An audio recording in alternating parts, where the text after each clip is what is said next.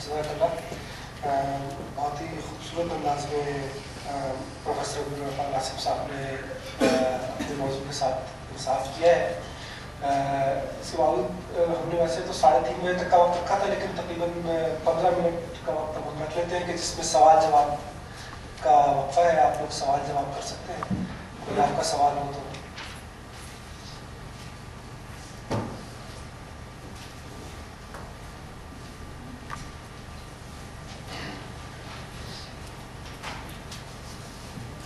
چائے بھی لے سکتے ہیں، آپ کو لینا چاہیے.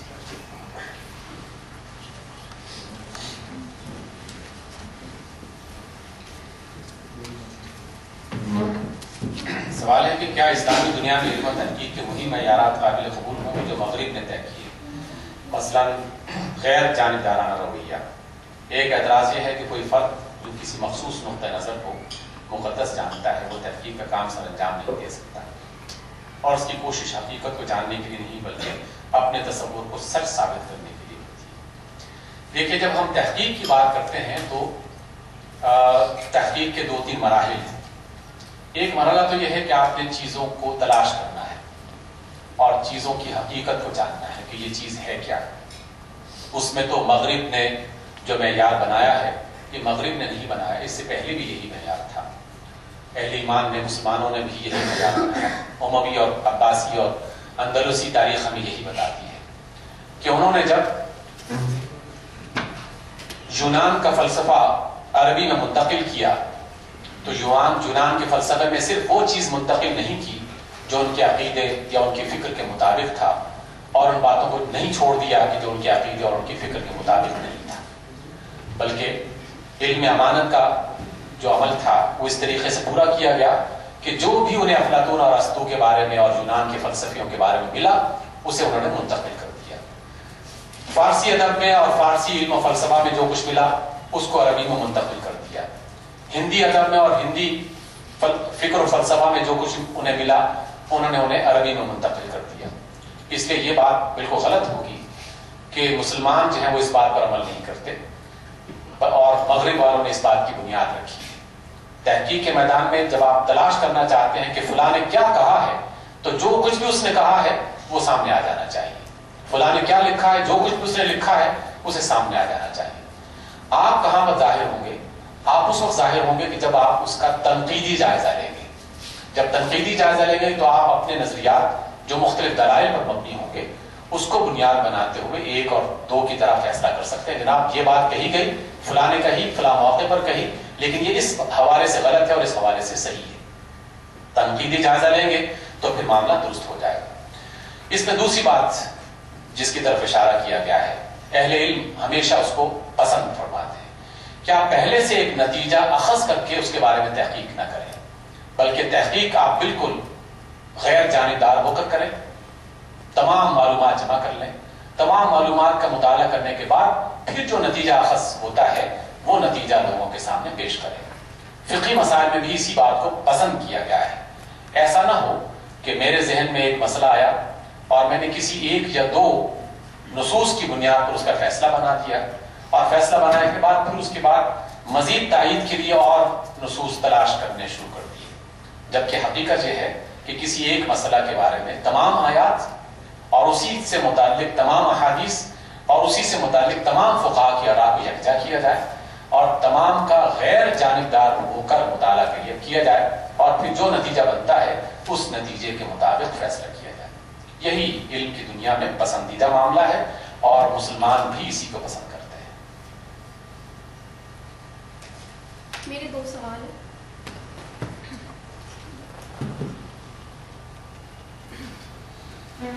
بسم اللہ الرحمن الرحیم. پہلا میرا سوال یہ ہے کہ کیا آپ اس بات سے اگری کرتے ہیں کہ صوفیزم جو ہے اس نے علم و تحقیق کو اتنا ڈسکریج کیا یا اسے اتنا پروموٹ نہیں کیا؟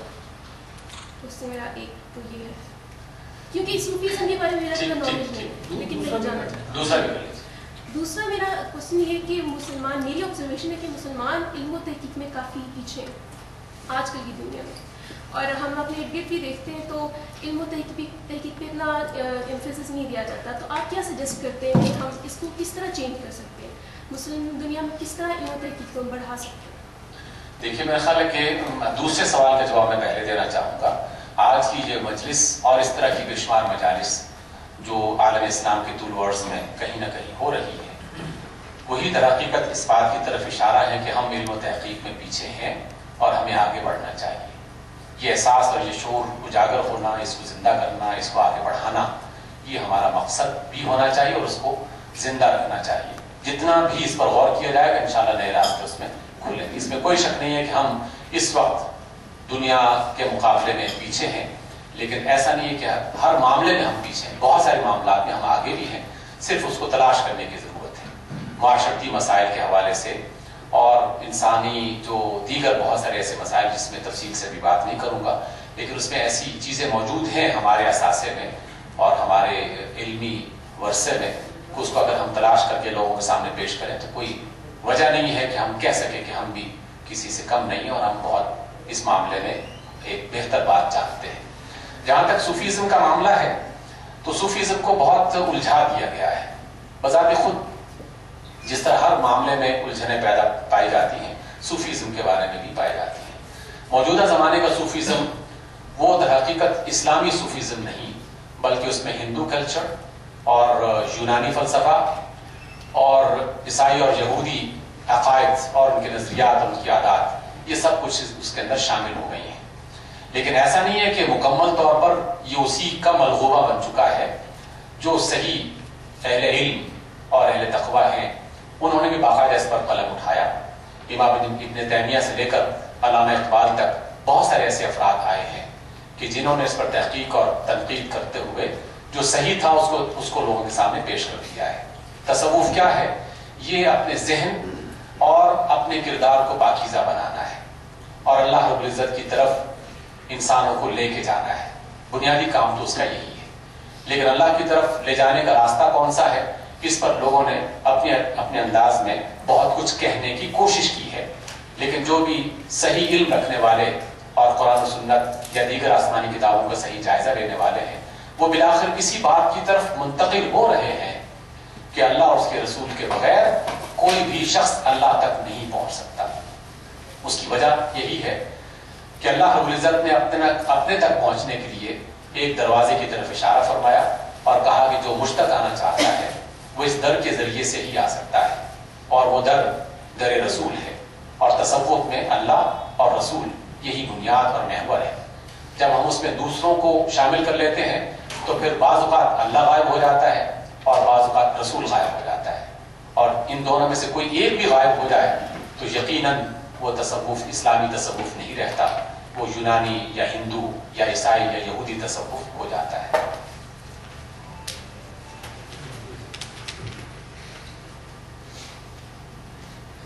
جی میرا سوال ہے جو ہماری آج کل ریسرچ سوشل سائنسز کے حوالے سے ہو رہی ہے اس پہ، کہ اس میں دو طرح کی چیزیں آج کل دیکھنے میں آ رہی ہیں. ایک ہے ایڈووکیسی، جس میں آپ کسی ایک خاص مقصد کو ذہن میں بنا لیتے ہیں اور اس کے حوالے سے آپ محنت کرتے ہیں کہ یہ چیز عام ہو جائے. اور جب آپ کا مقصد ایک ہوتا ہے تو اس کے لیے آپ سورسز اور ریسورسز بھی اسی طرح کے استعمال کرتے ہیں جس میں وہ آپ کے لیے کریڈیبل سورس وہی ہوگا جو اس ایک مقصد کو ساتھ لے کے جائے. اس میں دو طرح کے لوگ ہمیں دیکھنے میں ملتے ہیں. ایک وہ لوگ ہیں جو حقیقت میں اس مقصد کی بیک گراؤنڈ نہیں جانتے اور وہ اس چیز کو لے کے آ رہے ہیں، اور ایک وہ لوگ ہیں جو جانتے ہیں کہ شاید اس میں تھوڑی سی کمی بیشی ہے لیکن مٹیریل جو گینز ہیں ان کے یا مفادات ہیں ذاتی وہ اس کے ساتھ چلتے ہیں، تو اس لیے وہ اس میں چلتے ہیں. ایک تو یہ کہ جب آپ تحقیق کے میدان میں ہوتے ہیں تو اس میں کسی ایک خاص مقصد پہ آپ چیزیں پروڈیوس کرتے جائیں اور اسی کے حوالے سے آپ چیزیں لا کے دیتے جائیں، تو اس کی کیا ہے گنجائش جو ہمارے قرآن و حدیث کی روشنی میں.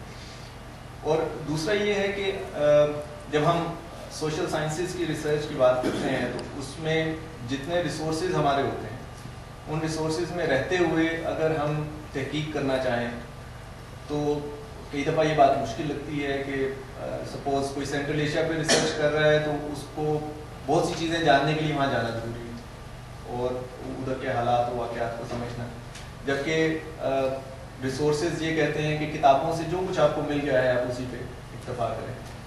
تو یہ جو گیپ ہے آپ کی تحقیق میں جو پرائمری ریسورسز اور سیکنڈری ریسورسز میں، اس کے حوالے سے کیا رہنمائی ہے؟